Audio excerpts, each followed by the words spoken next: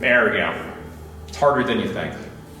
That is harder than you think. What is happening, people, and welcome to today's video where I'm obviously not alone. I'm joined by the awesome physical therapist, Gregg Inocencio, who has been a friend of mine for the better part of a decade. We've competed against each other multiple times in strongman competition. We've definitely supported each other probably more times than that. And yes, he's the only doctor I know that has deadlifted 900 pounds. So you're definitely going to hear what he has to say. And today we're just going to be talking about my shoulder, and he's going to give some basic exercises for a lot of common shoulder pain and shoulder issues that I know a lot of any lifter has. So to someone a lot smarter than me, Gregg, let's talk. What are you gonna do? So we're gonna take a look at your shoulder a little bit. I know you heard it a while back. We're gonna go over the mechanism of injury, what probably happened, and then we're gonna take a look at the dysfunctions, and then we're gonna work some exercises to try and remedy that situation. Sounds perfect. All right, so to fill you guys in, if you guys haven't been watching the channel, I guess probably about 5 months ago, I was helping my dad build a deck to cover a swimming pool, and we had to shift the entire frame.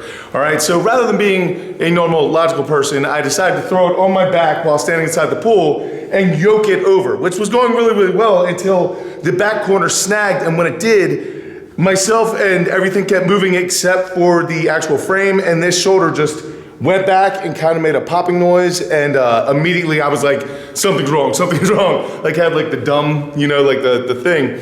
And it was hurting and stuff, but what really kind of turned the corner was about a week later, I was trying to make a cool video for Instagram, and I grabbed a chain and said I was going to do waiter's walk with one arm, and I grabbed a chain instead of just a dumbbell or something because I thought it would look cooler. And when I rotated that thing to put up, I literally was like, whatever you just started to hurt, you just hurt it for real. And I finished the walk because it was for a video. I mean, you gotta do what you gotta do. Yeah. And then I put it back and I was like, well, I'm hurt. And then ever since then, I haven't been good. Yeah, so from a previous examination that I've done on Brian, I'm 95 to 99% sure it's not a rotator cuff tear. Thank goodness. Yeah, but the mechanism of injury is, so if you're kind of yoking something, especially if you're over the top, and you know, if you got some tight muscles and you're kind of anteriorly tilted like that, and then you hit a hard stop, you could run the front portion of the humerus, where there's a whole bunch of soft tissues like your proximal bicep tendon and other things,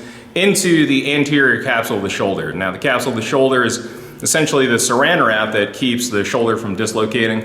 And if you get a big wham of soft tissue into that, and it does what it's supposed to do and stop the head of the humerus from dislocating, you can have some ouchies, we'll put it that way. All right, so here we are. We're gonna take a look at Brian's shoulder. With him sitting here, I'm gonna take some general strength measurements of his shoulder, both right and left. And then I'm gonna maybe do some movements on his shoulder that could elicit some pain just to see what we're working with. And then once we're done with some things sitting here, I'll have him lay down and I'm gonna do some further testing. All right, so Brian, put your arm out in front, hold that there, don't let me push down. Is that painful? Yes. A little bit, okay. Where does it hurt? Like my anterior delt. Anterior delt, okay. We're gonna go here in abduction, hold that there, don't let me push down. Painful or no? Less so. Less so, okay. We're gonna bring this elbow in. I'm gonna push right here on the inside of your wrist, hold that strong.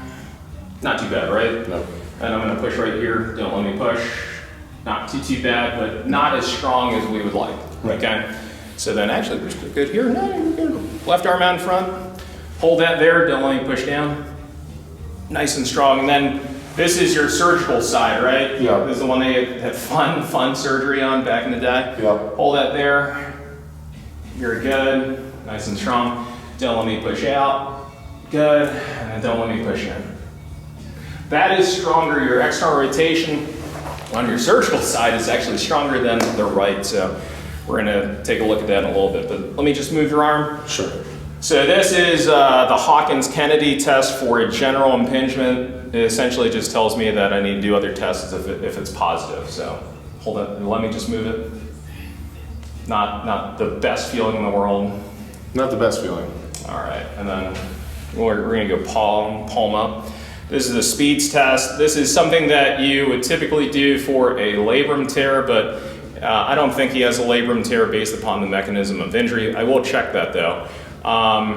But I'm gonna push down to see if there's any kind of irritation at the proximal bicep tendon. Hold it there, don't let me push down. Painful or no?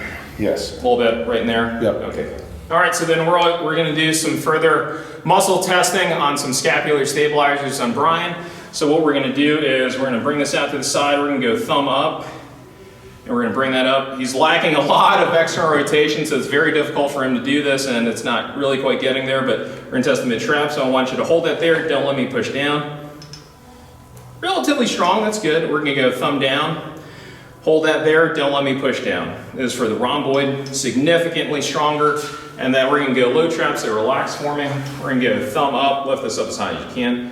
Hold that there, and he's it's hard for him to get up here. Don't let me push down.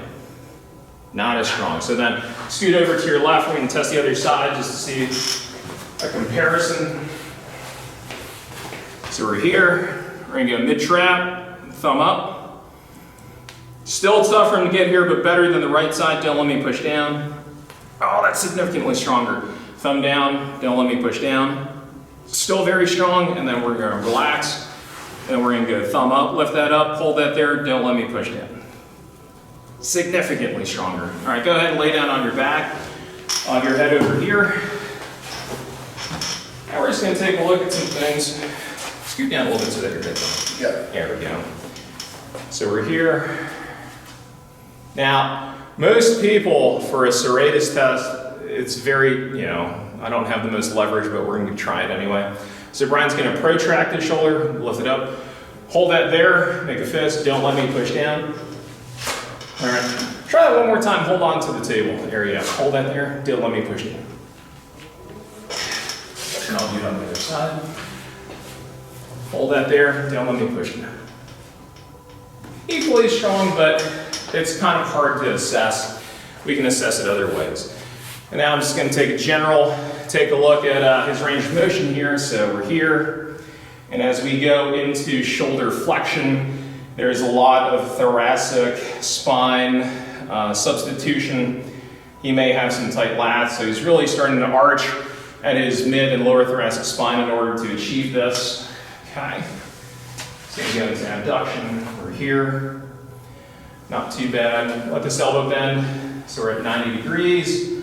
We're going to go into external rotation. Does that hurt? No. Okay. If I push up on this shoulder and then bring this hand down.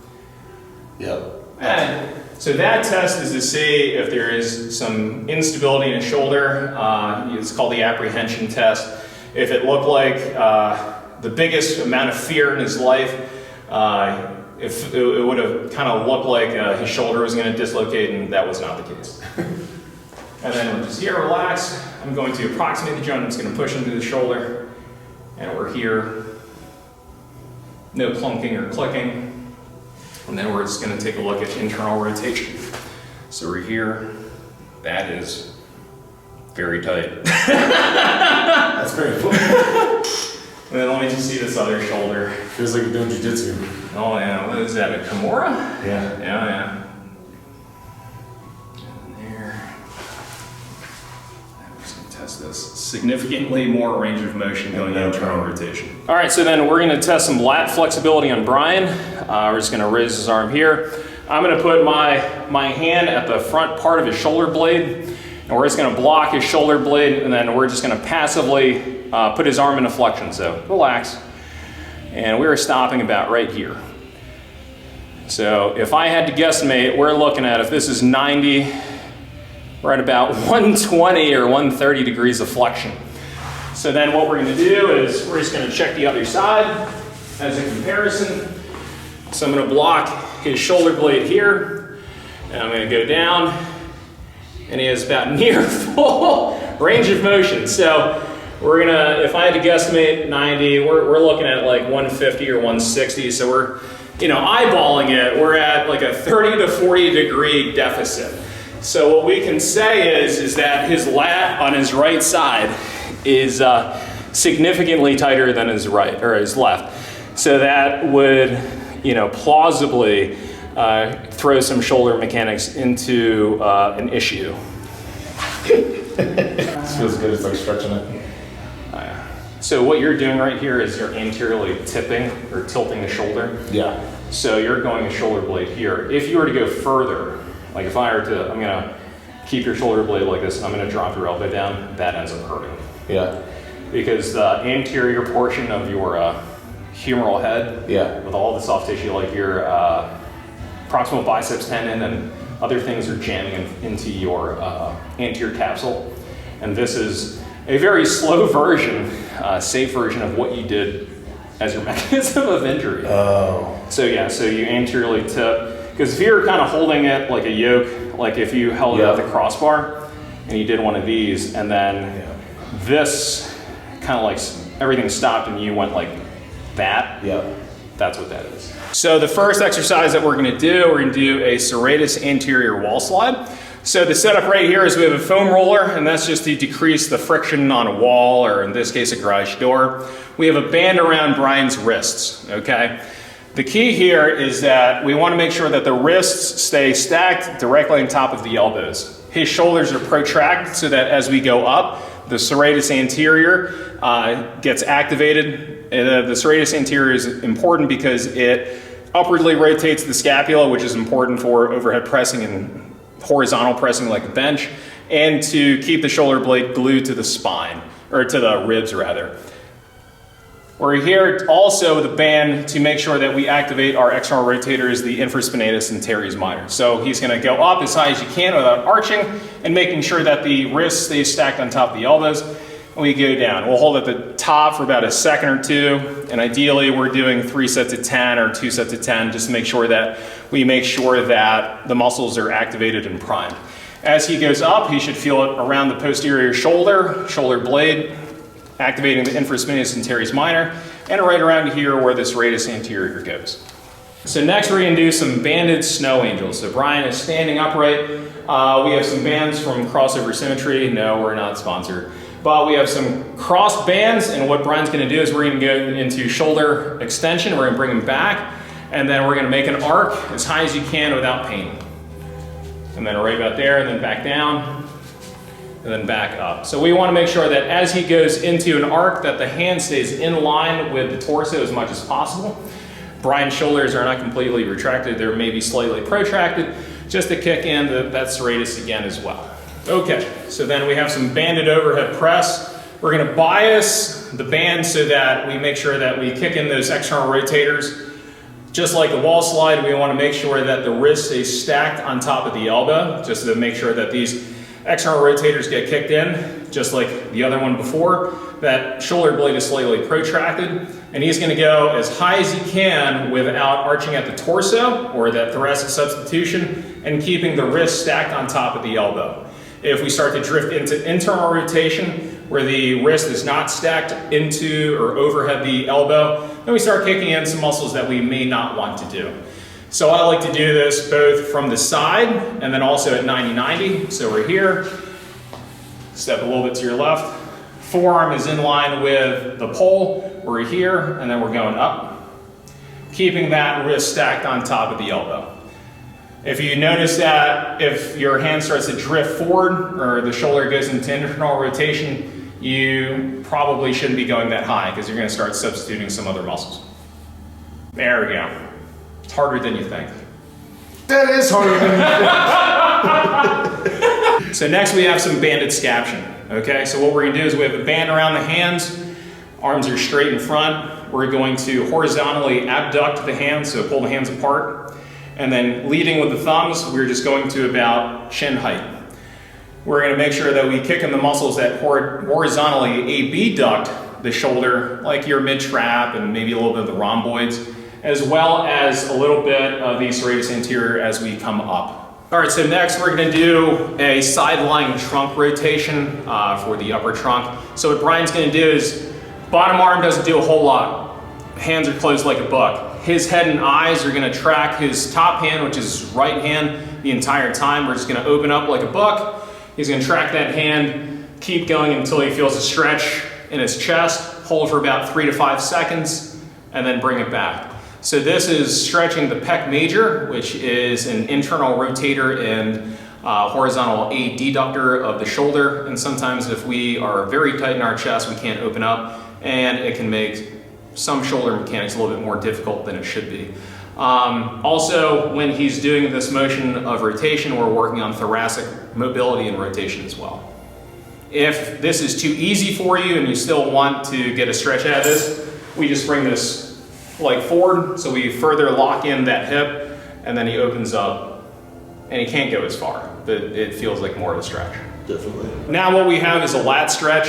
So as we saw, we had some pretty bad lat tightness on Brian's little examination here of his shoulder. So what we have here is that we just have a barbell. It's about chest to shoulder height. We're going to take an underhand grip somewhere on the bar. We're going to pick the center knurling on this power bar. And what Brian's going to do is let that elbow extend, sink his hips back and down, and then come towards his right, just to get a little bit of stretch of that lat.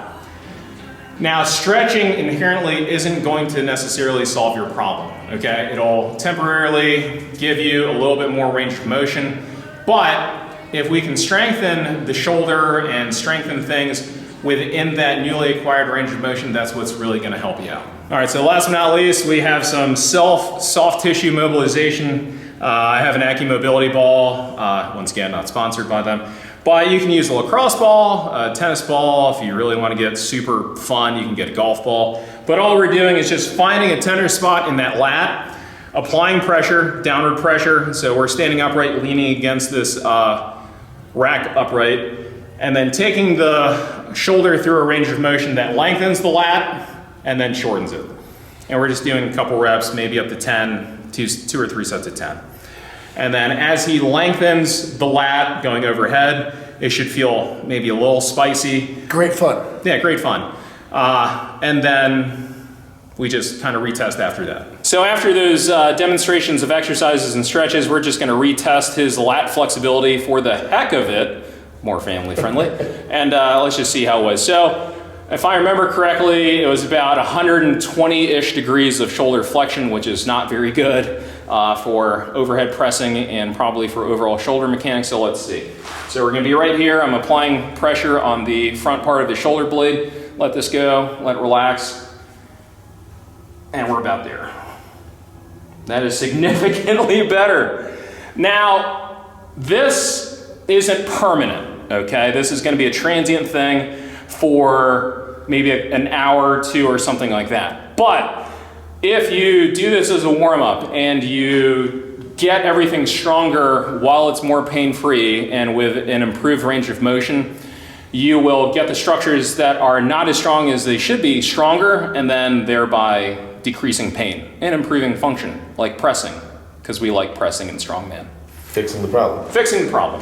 All right, people, so there you go. Special thank you to Dr. Gregg here who came over, just for hanging out, lifting, as you guys can see. But hopefully, you guys are gonna walk away from this with some idea of some sort of way to kind of heal some really basic kind of shoulder pain, shoulder problems, shoulder everything that we deal with as people who press and don't do all the things they're supposed to do. Now, these are some general things. This isn't like a super specific thing that we do. Anterior shoulder pain, it's been kind of likened to a runny nose. It's a symptom for many things, but through an examination, these are exercises that I personally think that would help Brian on his road to getting stronger than me again, because he's beat me more than I beat him in competition. I don't know this. So anyway, guys, we're just gonna finish up lifting here, but I do really appreciate the patience and just everything you guys do. I thank you so much for your time and all your help and your expertise. Hopefully this will help some of you guys out. We thank you so much for absolutely everything you do. I will catch you guys later in the week. Until I do go out something amazing, realize, keep working hard, people. Be nice to each other.